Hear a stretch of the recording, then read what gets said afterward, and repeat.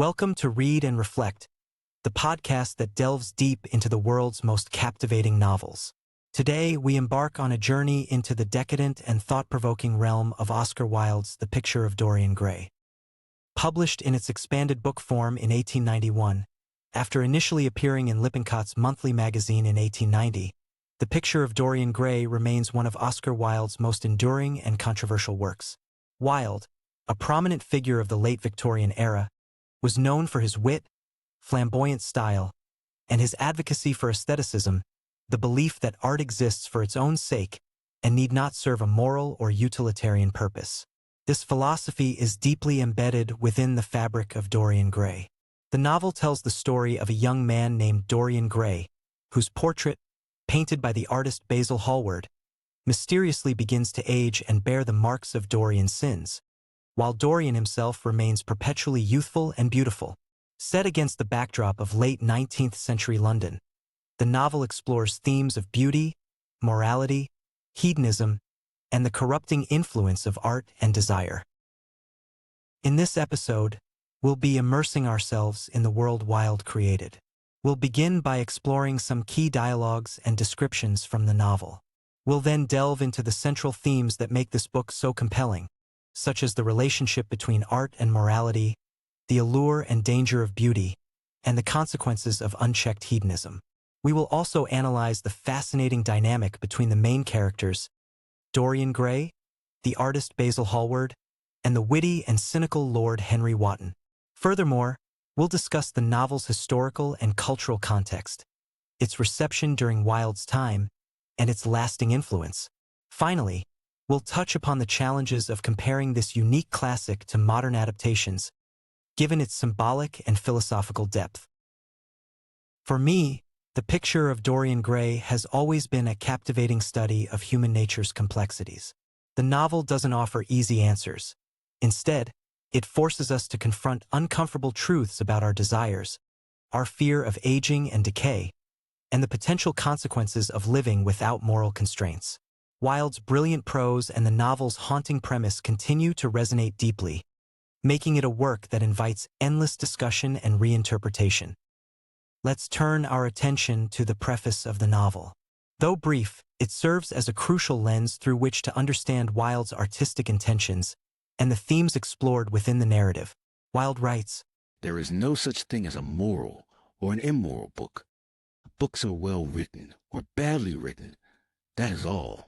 He further states, "The moral life of man forms part of the subject matter of the artist, but the morality of art consists in the perfect use of an imperfect medium. No artist desires to prove anything. All art is quite useless." At its core, the novel tells the story of a young man, Dorian Gray, whose portrait, painted by the devoted artist Basil Hallward, begins to age and bear the marks of Dorian's sins, while Dorian himself remains eternally youthful.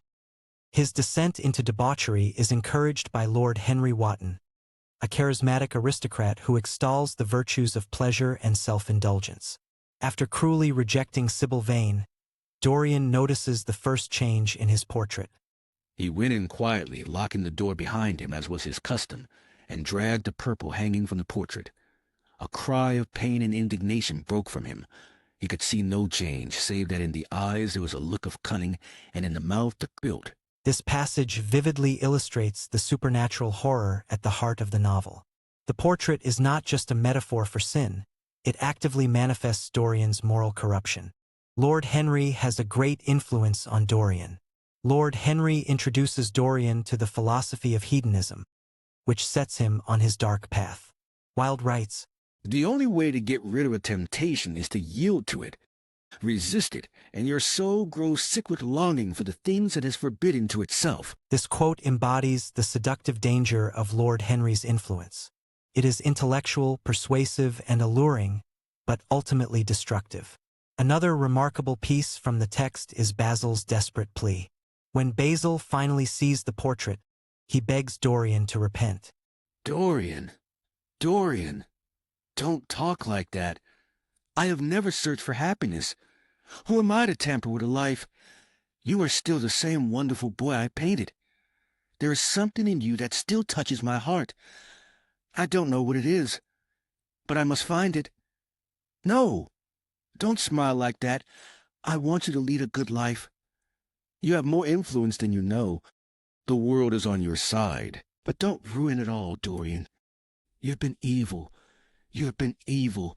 You've done terrible things. But you cannot end everything like this.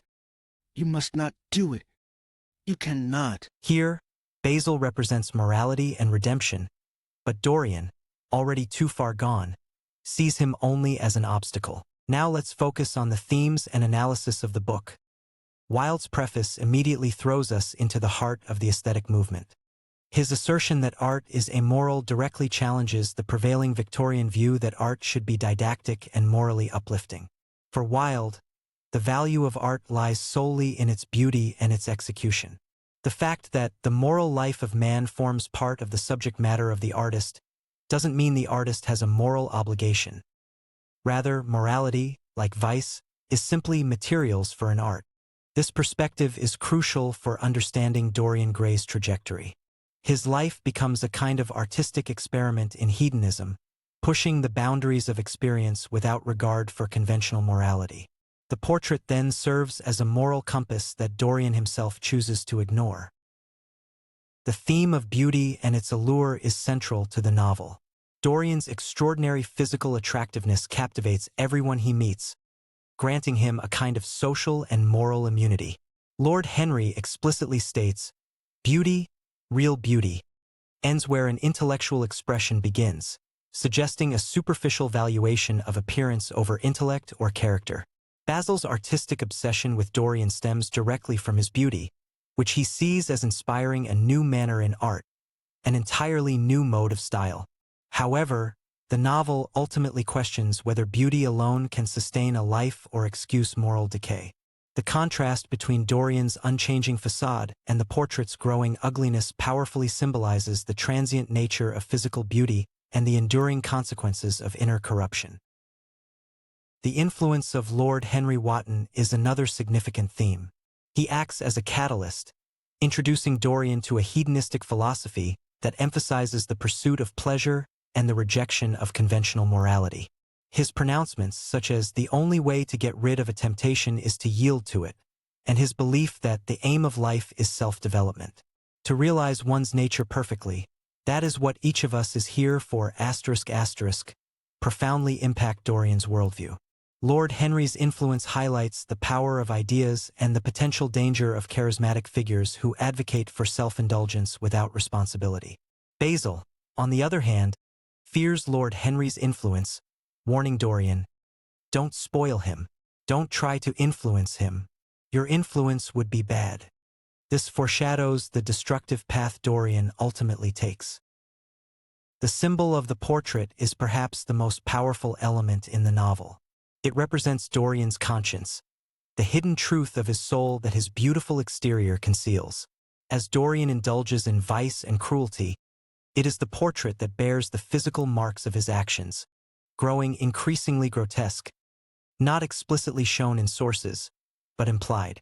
This inverted relationship, where art reflects life's moral decay while the subject remains untouched, raises profound questions about the nature of art, reality, and the burden of sin.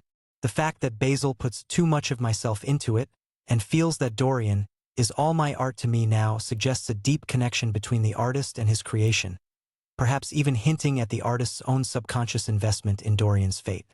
Now let's have a look at the characters. Dorian Gray begins as an innocent and impressionable youth, albeit one blessed with extraordinary beauty.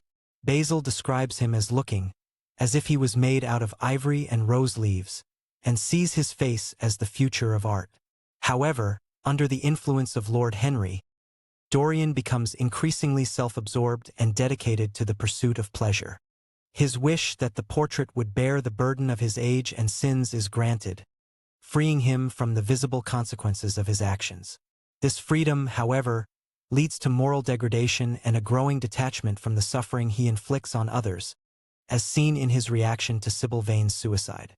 His inability to repeat an emotion highlights his descent into a superficial existence, where genuine feeling is replaced by a desire for novelty and sensation. Lord Henry Wotton is the quintessential dandy and intellectual provocateur. He delights in paradoxes and unconventional ideas, using his wit to challenge Victorian norms and influence those around him, particularly Dorian. He views people as more interesting than principles and life as an experiment in sensation. While he never directly engages in the same level of moral depravity as Dorian, his philosophical influence acts as a corrupting force. His seemingly detached and cynical pronouncements often mask a deeper understanding of human desires and weaknesses.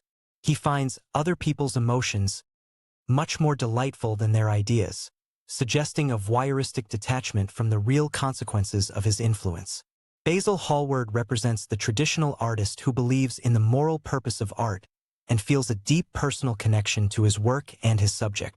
His initial admiration for Dorian's beauty borders on worship, and he confesses, "Dorian Gray is my dearest friend.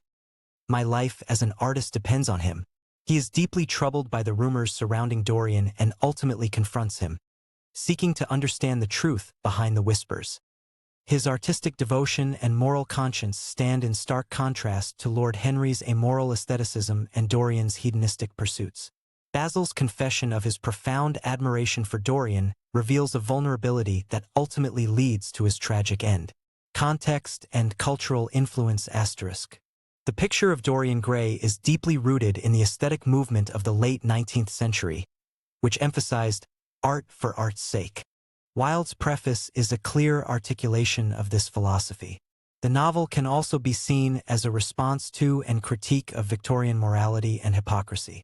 The rigid social codes and the emphasis on outward respectability, often masking inner vice, are explored through the contrasting lives of Dorian and his aging portrait.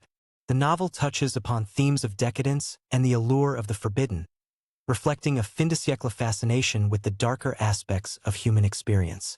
The novel's initial reception was mixed, with some critics finding it scandalous and immoral due to its exploration of hedonism and its homoerotic undertones, though these are largely implied rather than explicit in the text. However, it has since become a classic of English literature, lauded for its beautiful prose, its exploration of timeless themes, and its enduring psychological insights. The novel's influence can be seen in countless works that explore themes of duality, the corrupting influence of power or desire, and the relationship between appearance and reality. Comparison to modern adaptations *. Comparing the picture of Dorian Gray to modern adaptations presents a unique challenge.